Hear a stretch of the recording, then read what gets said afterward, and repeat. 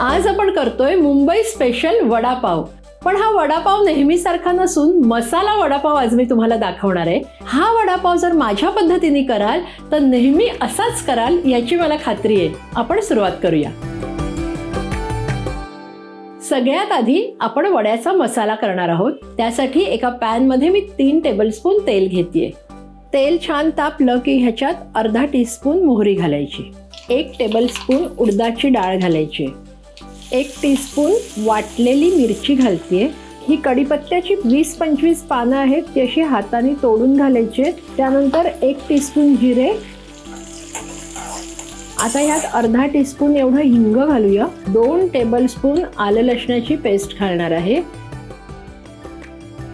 आता ही आलं लसणाची पेस्ट पण ह्याच्यात चांगली परतून घ्यायची आहे. अर्धा टीस्पून हळद आणि 2 टेबलस्पून धण्याची पावडर आहे, ती घालून घेते. एकदा मिक्स करूया. जेवढे बटाटे घ्यायचे त्या प्रमाणात मीठ घालून घेऊया. भरपूर अशी कोथिंबीर घालायची आहे, साधारण अर्धा कप. हे सगळं परतून घ्यायचे छान.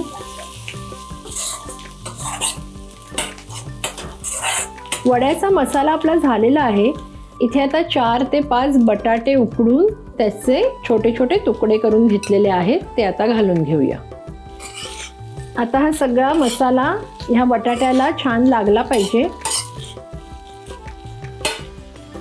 आणि झाकण ठेवून एक वाफ काढायची.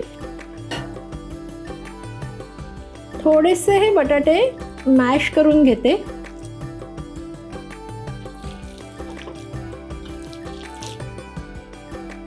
बटाट्याची भाजी झालेली आहे.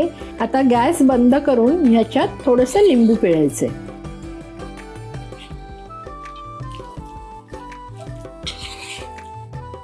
बटाट्याची भाजी तयार आहे, थंड होतीये. तोपर्यंत आपण अगदी झटपट असं पीठ भिजवून घेऊया आणि पटापट वडे तळून घेऊया. तर इथे मी 2 कप बेसन घेतलेलं आहे, त्याच्यात आता पाणी घालूया.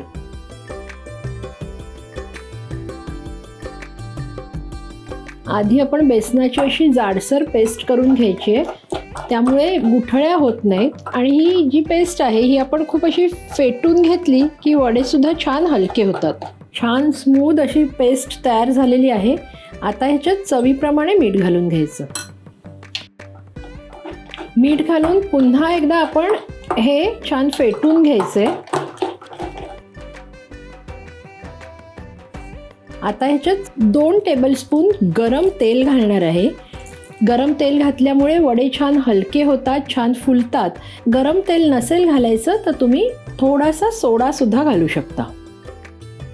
वडे छान कुरकुरीत होण्यासाठी अगदी 2 टेबलस्पून तांदळाचं पीठ घालायचे.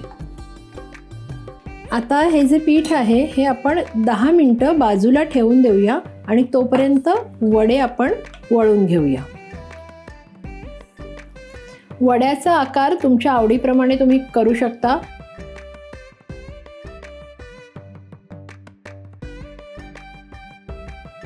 तेल छान गरम झालेलं आहे. आता आपण वडे सोडून घेऊया.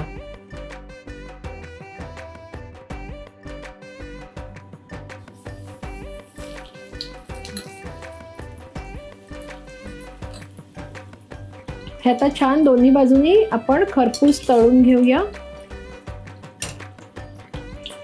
वडे मस्त झालेले आहेत. आता आपण काढून घेऊया. आता बेसनाच्या पिठाचा थोडासा चुरा किंवा ज्याला तुम्ही बुंदी म्हणाल ते आपण करून घेऊया.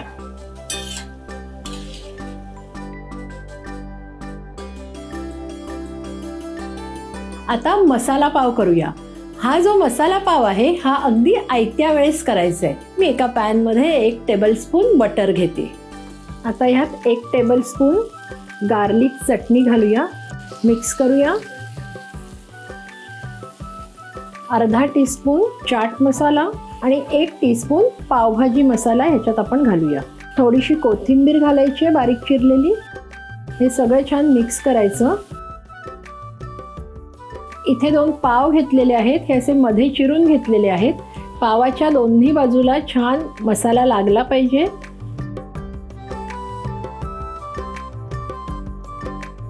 मसाला पाव तयार आहेत.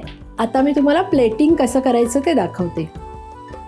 थोडासा कांदा घालून घेऊया. पिवळी सिमला मिरची घालतीये.